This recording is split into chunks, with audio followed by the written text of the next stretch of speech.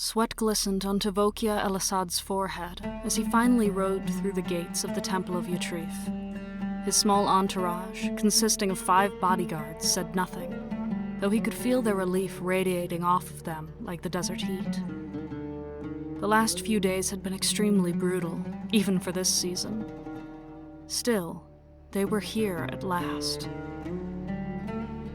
Tavokia was a larger man, with a pleasantly plump body, with a bushy black beard, a pair of well-groomed black eyebrows, and he wore a beige headscarf to conceal his bald head.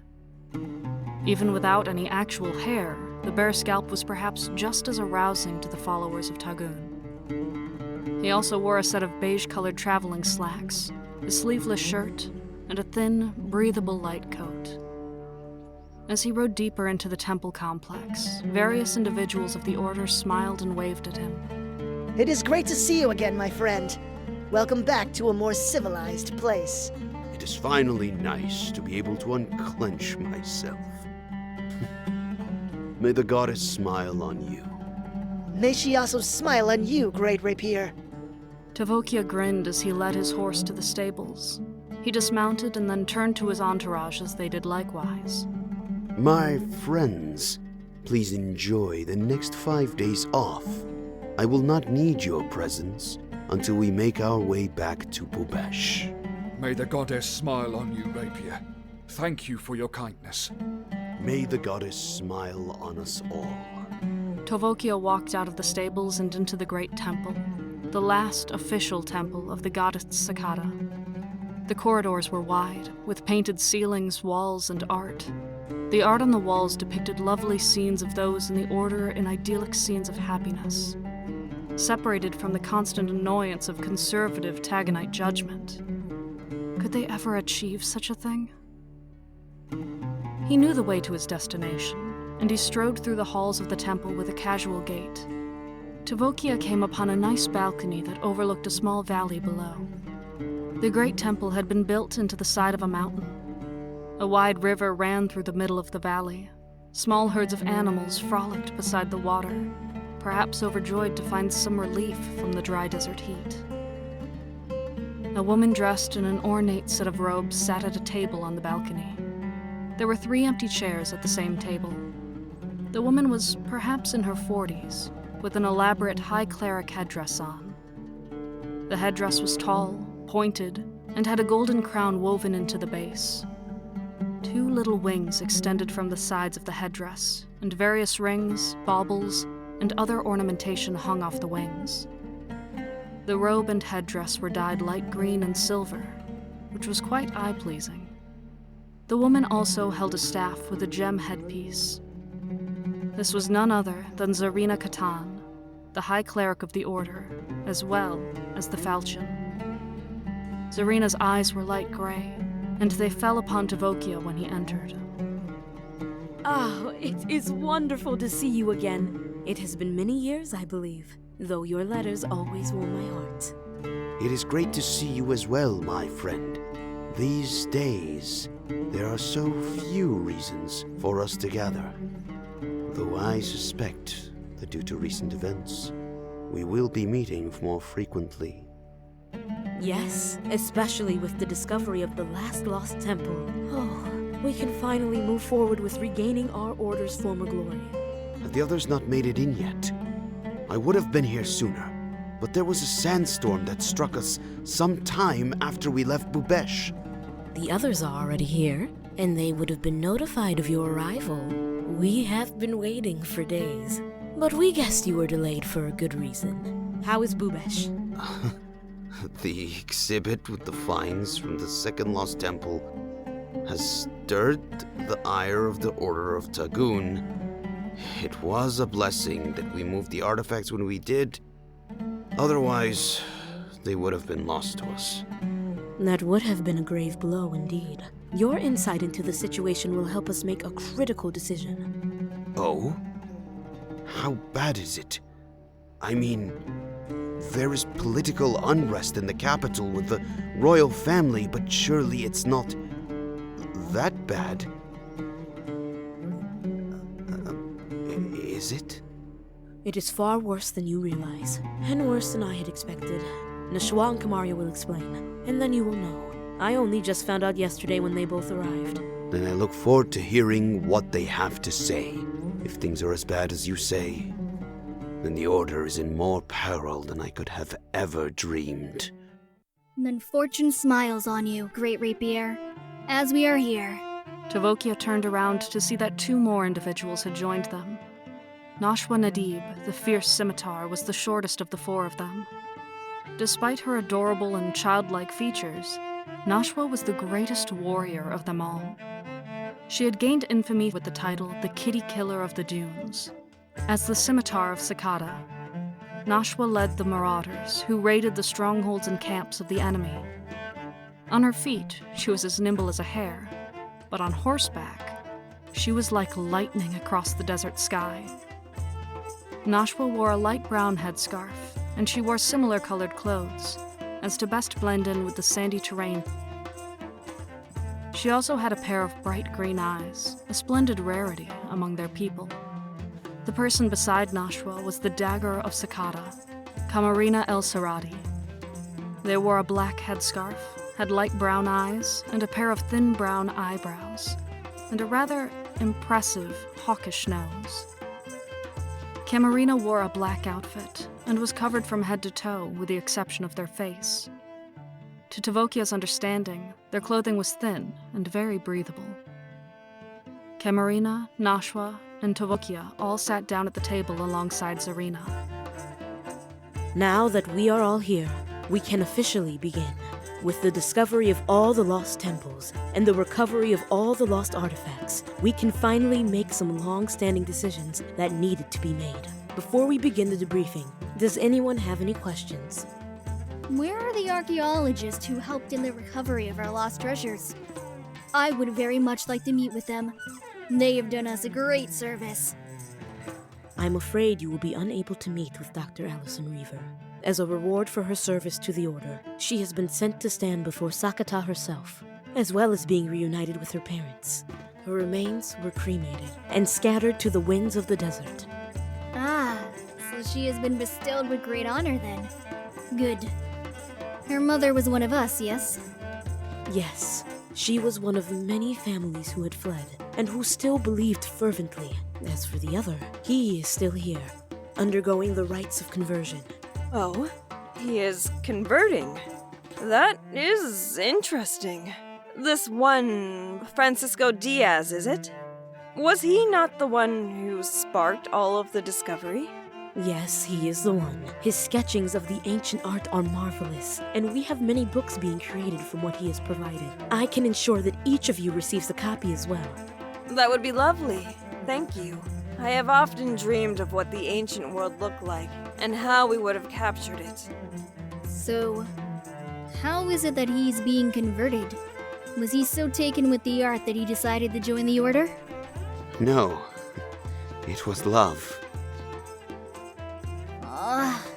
You can't make a statement like that and then not continue. Elaborate!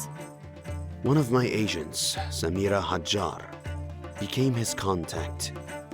And well, they fell in love.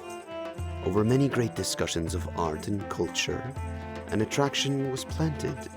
So, you will arrange a meeting with this man, yes? Perhaps after the evening meal. Yes, I shall make the introduction. Any more questions? For many moments, a heavy silence fell amongst them. Each of them had something dreadful to report, and perhaps the unspoken moment before calamity radiated as an ill omen. Zarina frowned profoundly. I have been made aware of the resurgence within some of the inner circles of the Order of Tagun, of another hunt of any of the followers of Tsakata. Some of our deep spies have produced names of targets who shall be brought in for questioning. It is good that you are here, Tavokia. Your name is on the list, towards the very top. I can confirm this as well. Some of the targets I had recently eliminated had letters asking about possible targets. Your name was on many letters, scrolls, and accounts, dear Rapier. Is that why you expressed that I traveled with so many bodyguards? It is, my friend. There is more to reveal if you wish. But unfortunately, you cannot remain in Nuquir for that matter. It is not safe for you. I was not aware I was on lists, but it does make sense. I received some curt letters from the royal family, related to the poor reception of the artifacts. It seems despite the more liberal nature of the youth, the land still clings to traditional values. They advised me that perhaps I should consider stepping down as the head of the museum. It seems that I have no choice. It would probably be best if you do not return to Bubesh. We can arrange for someone to collect anything you need from your home. That is not necessary. I had already relocated all my precious items to another location, right after the attack on the museum. I will need someone to clear out that secondary home.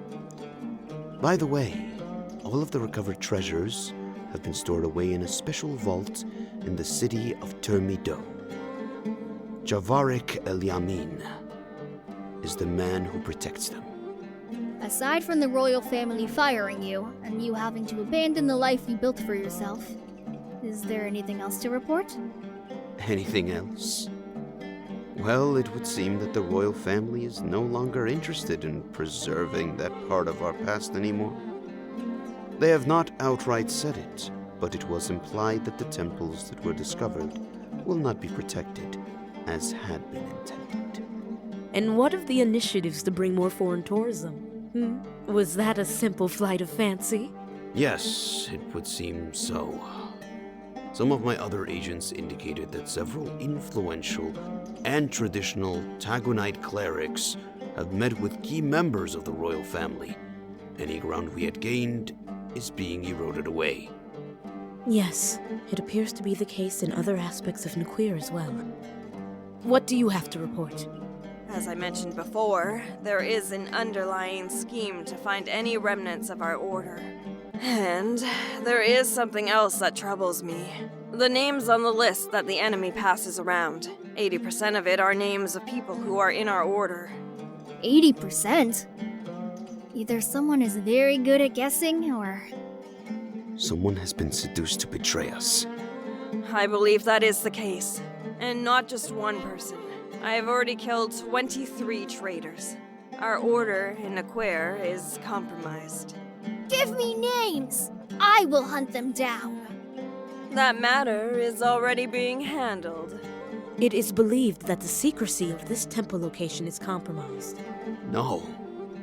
This temple has existed for thousands of years. Calm yourself, my friend. Everyone, calm. Sit down, Nashua. Fine. Though it is probably known that this temple is somewhere in these mountains, our enemies do not know its exact location. We are fine. For now. However, with so much chaos going on, it leads us to one conclusion. And what is that? What are we to do? We are leaving Nuquir. We have existed here since before the last two civilizations! Tsakata is not an Aquarian goddess, nor was she a Salshi Adamite one either. She will endure as her people endure. We are not going to abandon this temple, but we cannot have it be the center of the order for much longer. What do you propose to do? We will scatter. There are communities where our people live in other countries. Enonak, for example. And once Francisco finishes his initiation, he was planning on returning to Oceandare. Perhaps I will take a cluster of our people there and make a new temple. Will you two also leave? It will take some time for us to relocate all the treasures here to a new temple. I will remain and be the last to leave. While you all scatter, I can bring the scimitars here to keep an eye out for any Tagunan armies. If need be, I can slow them down. You seek to do a very dangerous thing, my friend. It is why I was selected to be your scimitar. We are blessed to have you and your marauders to protect us. I think if we are all really scattering, I would like to take some of our people east, to Corinne. To Corinne? Why there? Corinne is going through an interesting political upheaval. Their empress has dissolved the imperial throne, and they are forming a republic.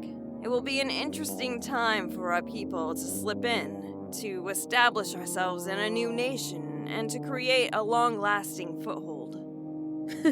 Very well, you have my blessing. You have always been a gambler and a strategist. Perhaps your initiative will lead the Order in new directions. What of you, Tavakia? What shall you do? I think I would like to go to Inonak and gather up some of our lost people to let them know that we still exist. That would be a fine thing indeed. Kamaria, how quickly can you have your group ready to leave?